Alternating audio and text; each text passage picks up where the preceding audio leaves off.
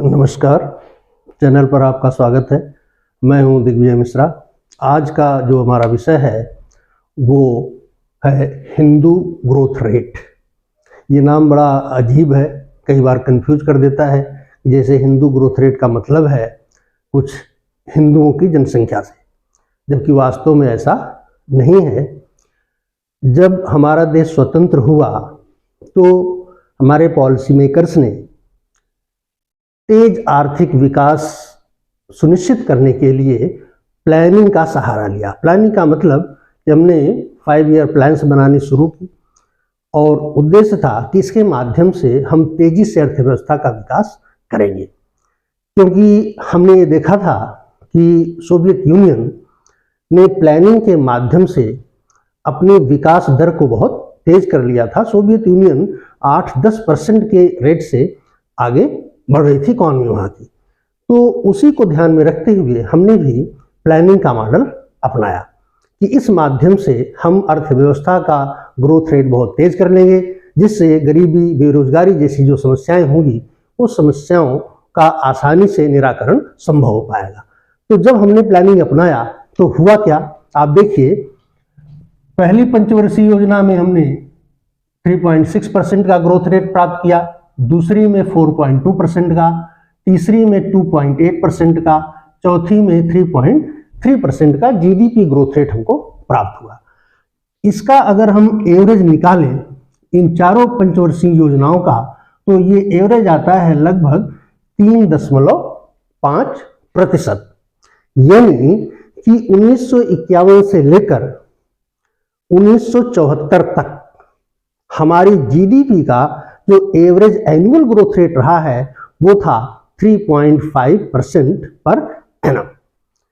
इसी growth rate को professor Rajkrishna ने हिंदू ग्रोथ रेट का नाम दिया। तो अब अगर हिंदू ग्रोथ रेट को हम डिफाइन करना चाहें तो इसका मतलब ये हो जाएगा कि आयोजन के पहले 25 वर्षों में भारतीय अर्थव्यवस्था का जो धीमी वृद्धि दर थी 3.5% प्रति वर्ष, उसी को कहा गया Hindu growth rate professor Rajkrishna के द्वारा।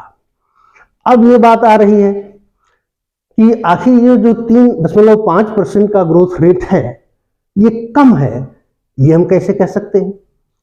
क्योंकि लगभग यही ग्रोथ रेट प्राप्त करके जो अमेरिकन इकोनॉमी है वो विश्व की सबसे बड़ी इकोनॉमी बन गई।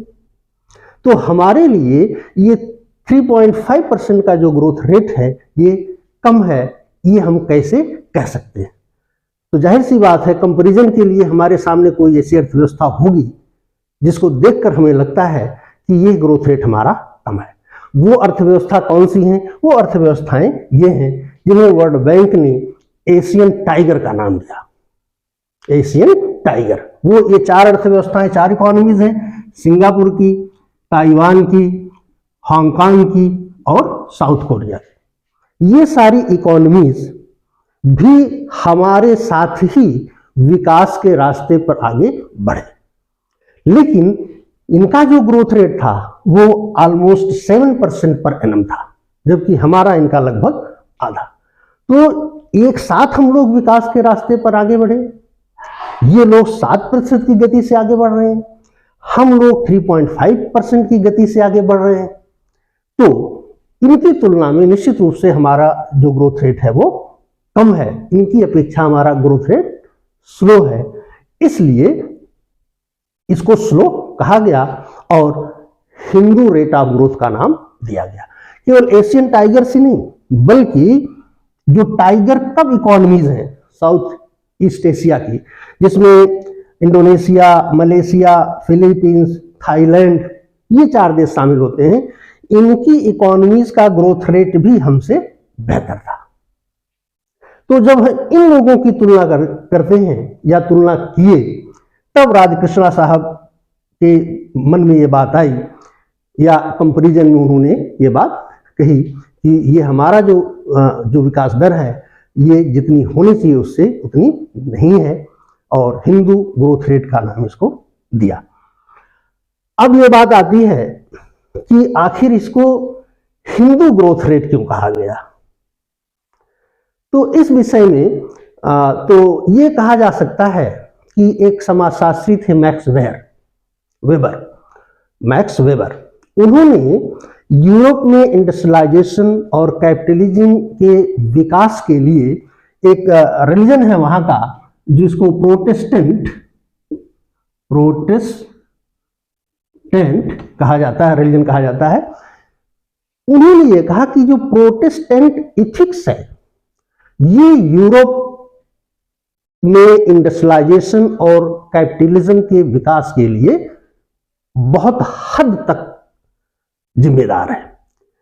हिंदू धर्म के विषय में उनका मानना यह था, और कुछ हद तक बात सही भी है, कि इसमें हमारा जो जीवन के प्रति एटीट्यूड है वो अदर वर्ल्डली है, यानी कि हम मोक्ष को ज्यादा महत्व देते हैं, मटेरियल लाइफ को महत्व कम देते हैं। तो ये जो हमारी फिलॉसफी है वेबर साहब के अनुसार, ये मटेरियल डेवलपमेंट में एक बाधक बन गई, जिसके कारण हमारे देश में जो पूंजीवाद है या जो इंडस्ट्रियलाइजेशन है, जितना इसका विकास होना चाहिए उतना विकास नहीं हो पाया। अब ये उनकी फिलॉसफी थी, हो सकता है उसी फिलॉसफी से प्रेरित होकर राजकृष्णा साहब ने इसे हिंदू ग्रोथ रेट नाम दिया। लेकिन ये बात पक्की है कि हिंदू ग्रोथ रेट का जो संबंध है वो भारत के पहले 25 वर्षों के जीडीपी ग्रोथ से संबंधित है। इसका हिंदुओं की जनसंख्या से कोई लेना देना नहीं है। अब सवाल यह उठता है कि आखिर हमारा ग्रोथ रेट इतना कम और इनका ग्रोथ रेट इतना ज्यादा क्यों है? तो इसके लिए बहुत से कारण हो सकते हैं, लेकिन एक जो सबसे महत्वपूर्ण कारण है वो कहा जाता है इकोनॉमिक पॉलिसीज। कि हमारे देश की जो इकोनॉमिक पॉलिसीज बनाई गई शुरुआत में, उनको हम टेक्निकली कहते हैं कि ये इंपोर्ट सब्स्टिट्यूशन पर आधारित थी। यानी कि हम जिन वस्तुओं का इंपोर्ट करते थे उन्हें इंपोर्ट करने के बजाय अपने देश में बनाने का प्रयास करेंगे। तो हमारी जो स्ट्रेटजी थी वो इंपोर्ट सब्स्टिट्यूशन की स्ट्रेटजी थी। जबकि जो एशियन टाइगर्स हैं उन्होंने अपनी इकोनॉमी के विकास के लिए एक्सपोर्ट डेवलपमेंट की स्ट्रेटजी अपनाया, या जिसको हम कहते हैं एक्सपोर्ट लेड डेवलपमेंट। उन्होंने अपनी इकोनॉमी इस तरह से कंडक्ट की जिससे ज्यादा से ज्यादा वस्तुएं ऐसी बनाई जाएं जिनका एक्सपोर्ट किया जा सके। ओपन इकोनॉमी का मॉडल उन्होंने अपनाया। इसके कारण से उनका ग्रोथ रेट ज्यादा हो गया। हमारे यहाँ स्ट्रेटजी डिफर कर गई, इसलिए हमारा जो ग्रोथ रेट है जितना होना चाहिए उतना नहीं हो पाया। तो इस लो ग्रोथ रेट को during first 25 years of planning इसको कहा गया हिंदू ग्रोथ रेट। अब मान लीजिए आपके सामने एक क्वेश्चन आ गया कि इन स्टेटमेंट पर ध्यान दीजिए हिंदू ग्रोथ रेट के विषय में। यह भारत के जीडीपी ग्रोथ से संबंधित है। यह कंसेप्ट के.एन. राज साहब ने दिया। यह 1921 से भारत में हिंदुओं की पॉपुलेशन में होने वाले वृद्धि से संबंधित है, और यह पर कैपिटा जीडीपी से संबंधित है। इसमें से कौन कौन स्टेटमेंट सही है? इसमें केवल यह स्टेटमेंट सही है कि हिंदू ग्रोथ रेट जो है वो भारत की जीडीपी ग्रोथ से संबंधित है। ये गलत है क्योंकि ये कंसेप्ट राजकृष्ण ने दिया, के.एन. राज ने नहीं दिया। हिंदुओं के पॉपुलेशन से इसका कोई संबंध नहीं है, पर कैपिटा जीडीपी से भी इसका कोई संबंध नहीं है। तो इसका केवल ये ऑप्शन हमारा सही होता है। वीडियो पर अपनी राय दीजिए, इसे लाइक करिए, शेयर करिए और सब्सक्राइब कीजिए। वीडियो देखने के लिए आपका धन्यवाद।